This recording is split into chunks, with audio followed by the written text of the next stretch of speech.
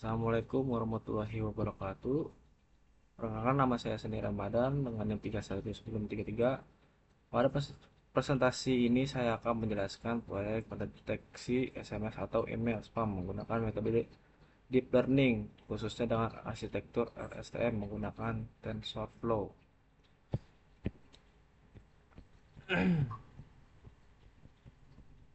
Perkembangan teknologi komunikasi khususnya melalui SMS dan email telah mempermudah penyampaian informasi dalam kehidupan sehari-hari. Namun kemudahan ini juga diiringi dengan meningkatnya jumlah pesan spam, yaitu pesan yang tidak diinginkan dan sering berisi promosi, penipuan, atau informasi yang merugikan pengguna. Pesan spam tidak hanya mengganggu kenyamanan, tetapi juga dapat menimbulkan risiko keamanan seperti pencurian data dan penipuan digital.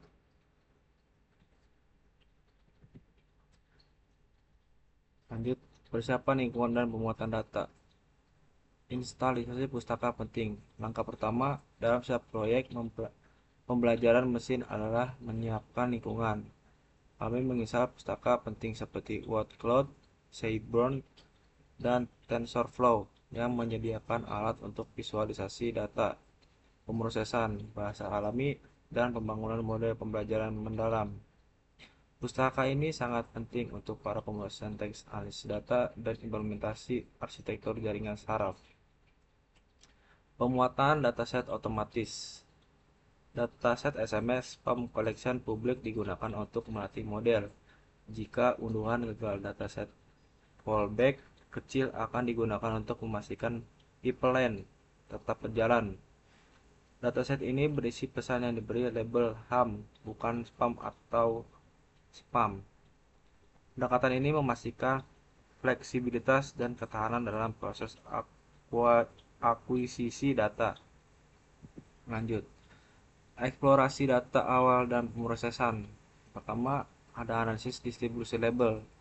Kami memulai dengan memeriksa distribusi label ham dan spam dalam dataset. Ini membantu kami memahami ketidakseimbangan kelas yang mungkin ada yang merupakan masalah umum dalam deteksi spam. Kemudian distribusi panjang karakter. Analisis panjang karakter pesan memberikan wawasan tentang seberapa panjang pesan spam dibandingkan dengan pesan non-spam. Ini dapat menjadi fitur yang berguna untuk klasifikasi. Distribusi jumlah kata. Demikian pula, distribusi jumlah kata membantu kita memahami pola verbal dalam kedua jenis pesan yang dapat menginformasikan strategi pemrosesan dan pembinaan model. Lanjut, penyimbangan dataset dan pembersihan teks. Downsampling untuk keseimbangan kelas. Untuk mengatasi ketidakseimbangan kelas, kami melakukan downsampling pada kelas ham agar jumlah seimbang dengan kelas spam. Ini mencegah model menjadi biasa terhadap kelas mayoritas. Penyimbangan ini sangat penting untuk melatih model yang adil dan akurat. Pembersihan teks. Pembersihan teks melibatkan penghapusan tanda baca dan kata-kata umum yang tidak memberikan banyak informasi untuk klasifikasi. Kami juga menghapus kata subjek yang sering muncul di awal pesan. Langkah-langkah ini mengurangi kebisingan dalam data dan meningkatkan kualitas fitur teks. Lanjut, visualisasi word cloud, memahami pola kata. Word cloud adalah alat visual yang ampuh untuk mengidentifikasi kata-kata yang paling sering muncul dalam korup teks. Dengan membuat word cloud terpisah untuk pesan ham dan spam, kita dapat dengan cepat melihat perbedaan pola bahasa. Word cloud ham, bukan spam. Word cloud untuk pesan ham biasanya menampilkan kata-kata yang lebih umum dan netral, mencerminkan percakapan sehari-hari atau informasi rutin. Word cloud spam. Sebaliknya, word cloud untuk pesan spam seringkali menyoroti kata-kata yang bersifat promosi, mendesak, atau terkait dengan penawaran dan hadiah. Lanjut, tokenisasi dan padding urutan. Pemetaan label. Label ham dan spam diubah menjadi representasi numerik 0 dan 1 untuk digunakan oleh model pembelajaran mesin. Ini adalah langkah standar dalam klasifikasi biner. Jika ada label yang tidak dikenal, sistem akan secara otomatis menganggap spam sebagai 1 dan lainnya sebagai 0. Tokenisasi dan padding. Teks berisi kemudian diubah menjadi urutan angka menggunakan tokenizer. Setiap kata dipetakan ke indeks unik. Urutan ini kemudian di padding agar memiliki panjang yang seragam, max underscore len, dan diperlukan untuk input jaringan saraf. Proses ini mengubah data teks mentah menjadi format numerik yang dapat diproses oleh model. Pembagian data dari arsitektur model. Pembagian dataset dibagi menjadi setiap pelatihan 80%, validasi 10%, dan pengujian 10%. Bagian ini dilakukan secara sertifikasi untuk memastikan distribusi label yang sama di setiap sel. Arsitektur model LSTM.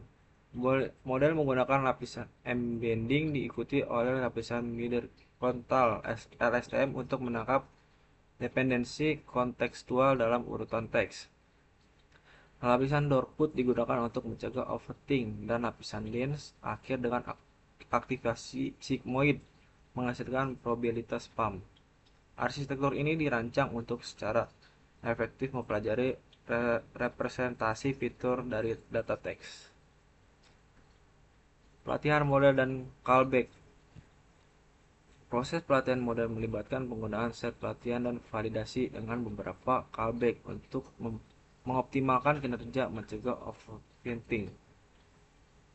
Yang pertama ada early stopping atau disebut S. Callback ini memantau file loss dan menghentikan pelatihan jika tidak ada peningkatan selama beberapa epochs. Mengembalikan buat terbaik. Lalu ada reducle on lat. Callback ini mengurangi laju pembelajaran jika file loss berhenti meningkat, membantu model keluar dari minimum lokal dan mencapai konvergensi yang lebih baik. Model checkpoint. Callback ini menyimpan bobot model terbaik berdasarkan file loss, memastikan bahwa kita selalu memiliki model dengan kinerja terbaik yang tersedia. Model dilatih selama 5 epoch dengan ukuran bits 64, dengan callback ini secara aktif mengelola proses pelatihan. Evaluasi model dan metrik kinerja. Setelah pelatihan model dievaluasi pada saat pengujian yang tidak terlihat untuk menilai kinerjanya dalam range spam. Yang pertama, plot riwayat pelatihan. Grafik riwayat pelatihan menunjukkan bagaimana loss akurasi berkembang selama epoch, baik untuk set pelatihan maupun validasi. Ini membantu mengidentifikasi overthink atau underfitting. Laporan klasifikasi dan matriks kebingungan. Laporan klasifikasi memberikan matriks seperti presisi, recall, dan F1 score untuk setiap kelas. Matriks kebingungan secara visual menunjukkan jumlah true positives, true negatif, false positives, dan false negatif. Metrik ini sangat penting untuk memahami kekuatan dan kelemahan model dalam skenario deteksi spam. Prediksi spam dan penyampaian model. Fungsi prediksi spam.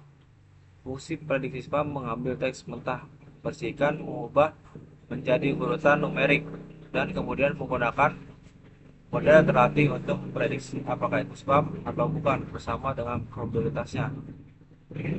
Ini memungkinkan pengujian model secara real-time dengan input teks baru. Penyampaian model dan tokenizer.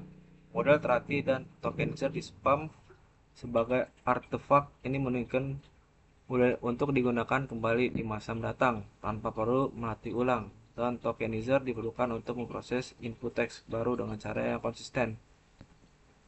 Kesimpulannya, sebagai kesimpulan, pada proyek ini telah berhasil dibangun sebuah model klasifikasi SMS spam menggunakan metode deep learning dengan arsitektur LSTM melalui tahapan pemrosesan teks, tokenisasi, serta pelatihan model yang tepat. Sistem mampu membedakan pesan spam dan non-spam dengan hasil evaluasi yang baik. Model yang dihasilkan juga telah disimpan bersama tokenizer sehingga dapat digunakan kembali untuk memprediksi pesan baru tanpa perlu pelatihan ulang. Dengan demikian, sistem ini memiliki potensi untuk dikembangkan lebih lanjut sebagai solusi penyaringan spam secara otomatis pada layanan SMS maupun email. Terima kasih. Wassalamualaikum warahmatullahi wabarakatuh.